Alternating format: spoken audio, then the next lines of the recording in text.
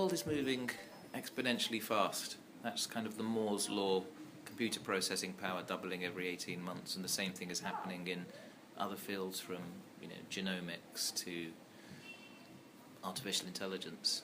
And we've got a fundamental question about what is human value. Is it work? Because a lot of the jobs that we have now, technology will do. The self-driving car will mean it's not going to be much fun being a bus driver or a taxi driver. Robotics is advancing incredibly quickly, and a lot of the fairly mundane tasks that people have made a basic living out of are going to be replaced. And you already see that. I refuse to go into the self-scan bit of the supermarket because I still quite like human beings there, and I want to support them by standing in line for them. So we're going to have to rethink fundamentally what the value of work is and how society shares resources in an equitable way at a time when a lot of people who are relatively unskilled will not be able to get easy access to conventional, relatively lowly paid work. I think the challenge for somebody who is starting out now is to not so much learn skills for the job market, but learn adaptability, learn a mindset, which means throughout your adult life you're going to have to keep relearning both what society needs and also what the economy needs. And I think you're going to have to be as mobile as ever. There are massive new opportunities. We write about the entrepreneurial startup world. If I was trying to start a business now, I'd probably move to Africa or India, where there's 1 billion people joining the internet for the first time. So the rules have changed. It's a hard time to be a sort of person who likes certainty. It's a great time to be someone who pursues opportunity. It's a great time to be an optimist, but ideally an optimist with maybe private income for a while so you can help start something bold. We're in a world now where prime movers who are 24 can make £1 billion pretty quickly. Yeah. And what is their philanthropic responsibility? What is their social responsibility? There is a new power base. This is the first generation in history where relatively high numbers of people have been able to become hugely wealthy and powerful in very little time at an incredibly young age, and there's no precedent from which they can learn. Andrew Carnegie gave philanthropy relatively late in his career, and partly as a reaction to he didn't have a very good press.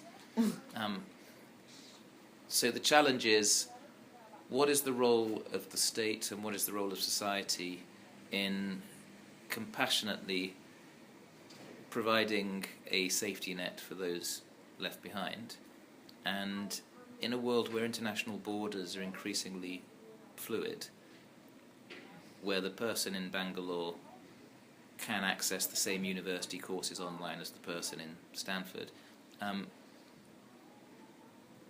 What equitable distribution of opportunity the state or the international institutions feel they have a duty to ensure? Yeah. The UN, the World Bank, a lot of those institutions are 20th century institutions. That thinking doesn't work anymore. So the beauty of a kind of relative meritocracy where somebody who's got great software skills and a network of people and an idea, but not necessarily a background of wealth. The beauty of a system whereby that person can come and solve a big problem and make a massive financial success. The beauty of that model is once they turn their thinking to social good, to philanthropic projects, they can also make a vast difference. And Bill Gates, was discussing some results recently about progress in reaching some of the Millennium Goals, particularly in confronting illness and poverty. And Bono has just been talking at TED in California and said, if we carry on in the graph of progress in confronting poverty that we're in now, by 2030 there could be nobody in poverty. So I think I want people like Bill Gates, I want people like Reid Hoffman and Sergey Brin feeling a social responsibility to take on those big problems, because they can do it at scale, and they can do it with that smart thinking. They can do it in ways that build networks that can make things happen globally. And if you create a peer pressure whereby there is an expectation that these prime movers do something to improve the world, we can solve illness, we can solve low water quality. And again, we need to showcase the people who are doing this effectively. I think the market is not the only context by which something can be judged a success. I mean, Dean Kamen and other people taking on the big problems, to a large extent, are motivated by the satisfaction that they're solving a problem that nobody else has previously solved. The pharmaceutical market is not going to take on relatively high-risk medication that's only going to affect relatively small numbers of people. But we now have the knowledge through genomics whereby we can target a particular form of cancer in this particular group of people that will transform their outcome, and maybe 1,000 people will be alive who wouldn't. So we still need a structure that goes beyond the established, very high-cost pharmaceutical industry model of developing drugs and the human stage trials and so on. But I think there are people trying to address these things. The regulators are behind what the technology can offer. If the market can't support a relatively expensive to produce wheelchair for enough people, maybe there are ways of taking some of the smart innovations within that wheelchair and involving the crowd to try and find ways to produce them at a lower cost. Yeah.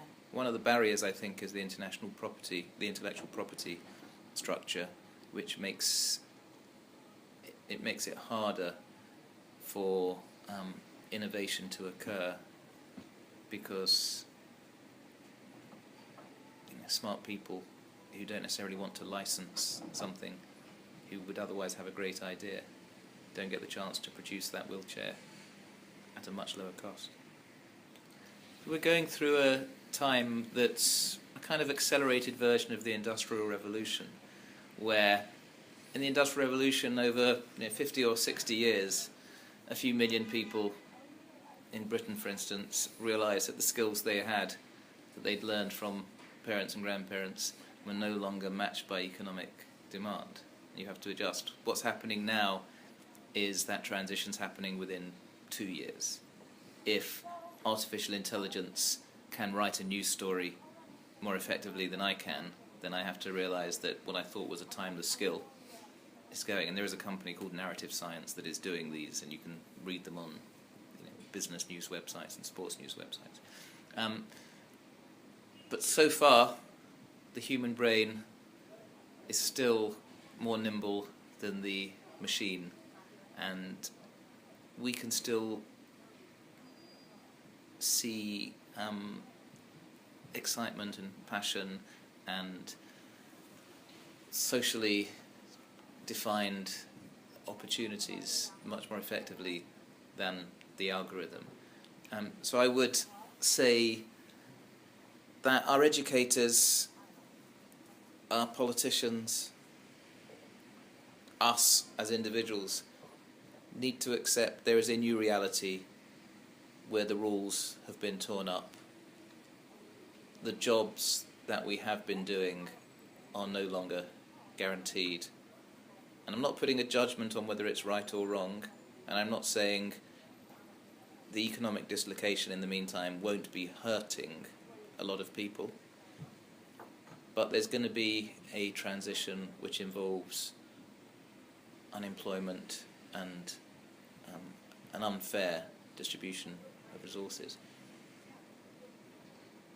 But Peter Diamandis, the guy behind the X Prize Foundation, talks about an era of abundance where technology optimizes the yields that we get from our farms, where technology makes it much easier to counter natural disasters, to create medicines that will benefit the quality of life of millions of people, where technology will help us solve problems such as energy.